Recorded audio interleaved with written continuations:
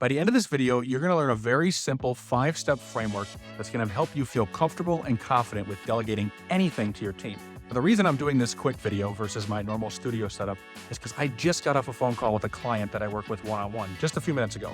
And he told me that this simple framework I taught him changed his entire view and his entire mindset on delegation. To give you some perspective, he's an engineering manager and he's been in a management role for years. He's never been able to escape this cycle of endless work. He's basically just assumed more work. He's still doing the individual contributor responsibilities he was doing back when he was an engineer. The only difference now that he's a manager is he also has this manager responsibility. He's basically doing 2 jobs. He's never really offloaded anything from his plate. This is a common trap for a lot of managers because the skills that get you promoted into your first leadership role are typically skills that make you a top performing individual contributor. Skills like problem solving, skills like being able to take on the most challenging projects that nobody else in your company can tackle. The irony is that by you doing all these things on your own and being a star top performer when you're an individual contributor, you don't necessarily build the skills that you need to be a successful and effective leader. You don't learn how to break down what you do in a way that's understandable to other people. Think about Michael Jordan trying to teach people how to do what he does, right? Oh yeah, just grab the basketball, jump from the free throw line and dunk, and then go back and get a steal on the other end and get a rebound. Michael Jordan could do things the way he did, but he couldn't necessarily teach that to other people. That's what happens to you when you move into your first leadership role. It's hard to make that transition because nobody ever teaches you these soft skills, these people skills, these leadership skills, these management skills. Now that I've given you all that context, I just want to give you a very simple framework. And by the end of this video, you're going to feel comfortable delegating to anyone. The idea of delegation is making that shift from I do to you do. In the very simplest way to define delegation, it's, okay, this is something I'm doing. It's something now that I want you to do instead. But there's some steps in between. The first step is I do. I'm doing the work and I've identified something that I want to delegate to the other person. The next step is I do and you watch. So what that is, that's where you're training them. So you've already identified what you want to delegate, whether it's a task or an entire responsibility or something in between the two. But the second step is I do and you watch. Now, most people are clear on delegation to this point. They understand that they have to train the other person, but it's the next few steps where things get a little confusing. The next step is we do together. So instead of just one way handing it off to them, info dumping an entire system or process or step-by-step instructions to them and then expecting them to take it all and run and go and do it perfectly, you need to do that third step, which is we do together.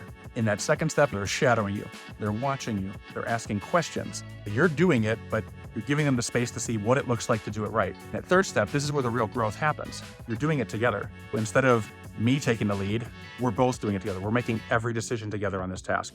We're agreeing that this was done right.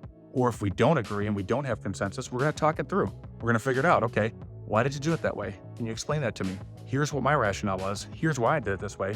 You keep talking this through until you gain consensus. Because if you really want to delegate something to someone effectively, you need to make sure they're not just following the rules. You need to make sure that they understand the intention behind what you want them to do, okay?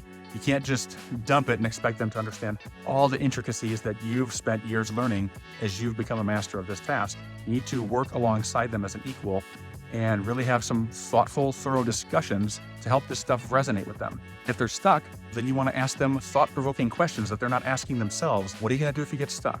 How will you handle this scenario if it happens? Have you anticipated these problems? Get them thinking about these things. That's step 3 is we do together.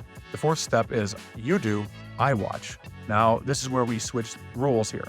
In step 2, they're shadowing me, but in step 4, I'm shadowing them. Now they can start doing it. They can start making independent decisions on their own, but with me shadowing them so that I can catch them if they get too far down the wrong path. That's again where I can ask them questions. Why did you do that? Can you explain this to me? What's your rationale here? 9 times out of 10, it's going to be a teaching point that you're going to show them something that they missed or they misunderstood or they weren't doing the right way.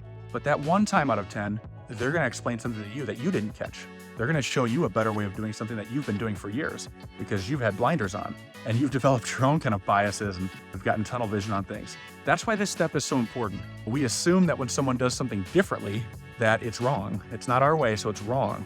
But when you take the time to do this right and have that step where you're shadowing them, they can help you gain perspective on why a different way of tackling this might be better. Or you can work together on expanding on each other's idea, and that way you can figure out what the best system is. This is all about diversity and creating the best systems. Now, that's the fourth step. Obviously, the fifth step is you do. So you can define on that fourth step, what does complete list look like? What does success look like? What is that checkpoint where I can fully hand this off? But then you get to you do. And now they're doing it without you, and they're only coming to you when they need help or support. To quickly recap that 5-step delegation process, step 1 is I do.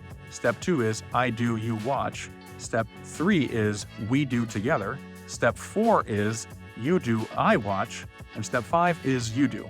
Now, if you're a leader or a manager who wants to learn how to increase your impact through delegation, you should sign up for my free mini masterclass on how to multiply your time through delegation.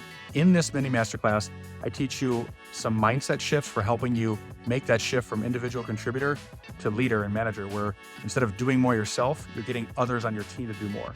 I also cover a framework for how you can figure out what is delegatable, because this is where most managers get stuck. You know that you need to offload work from your plate, but you can't figure out what that is. What should I be delegating? I give you a very tangible system and actually a toolkit for figuring out what is delegatable in your own workload. And then very last but not least, I also give you a framework for how to actually hand off that work to someone, step by step, how to consider how you should explain this to them, how to figure out the best environment to show them what to do, what resources you should be giving them, and all this types of things. It's all designed so that you can ensure success when you're delegating, because you need that confidence and comfort. Otherwise, you're never going to relinquish that control. If you're interested in learning more about this, I included a link to this masterclass in the description of this YouTube episode. Once again, this is 100% free and it's on demand. You can watch this at your own pace. No matter what your schedule is, it's a 60-minute recording that you can watch at your own pace. All you gotta do is click on the link in the description. If you're interested in taking this further as well, I have plenty of YouTube videos on delegation, and I'm gonna pop one up for you right now.